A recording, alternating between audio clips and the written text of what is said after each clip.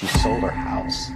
She does like 2,000 orders, but she also has a factory, 20 plus employees. Has all that behind the scenes cost.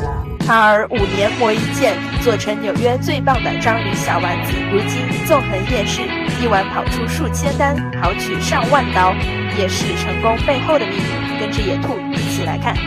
5,000 orders, right? But it all depends on your food costs and your labor costs and your operation costs. Some people will see that we sell a lot of orders, but they don't know that our cost of ingredients, labor, and everything is almost 3 times, 4 times the cost of another business. Our food cost is very high. Anything that breaks on a grill, I have to order from Japan. You could buy all the other ingredients for another business from Restaurant Depot, chicken, rice, locally, but we don't. That's true. When we started, I think the first year in Flushing, there was maybe 2 to 3 new takoyaki vendors immediately, right after we came out. They started doing our thing and they wanted to duplicate. Within months, they closed. So your secret is your recipe? I think it's a combination of a lot of things. I could cook, right? But it's like I had your mother's recipe on how to cook this, right? Is it going to come out like your mother's? No, experience. So we hired a bunch of Japanese chefs.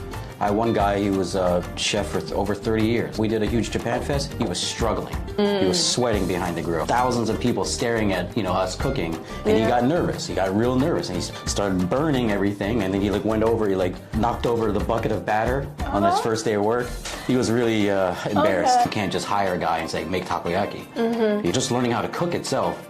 Takes months. To apply for those markets, what's the process next? Certificate of your business, your insurance, your propane gas license, food handling license, New York State license. But if you're cooking out of New York City or New York State, then you need a national license, a certificate of insurance to cover that event as well. And then there's also the tax. With Tammy and I, we didn't have much income to really, or we didn't have any connections with investors to open a restaurant. We wanted to start small because it was really a trial type thing. There's lower overhead. Imagine if you buy a restaurant and it doesn't work. You have loans. I know a lot of people who've done that. So I know a lot of people who signed leases on restaurants right before COVID. They lost tremendous amount of money. I think we know somebody that had to put she sold her house.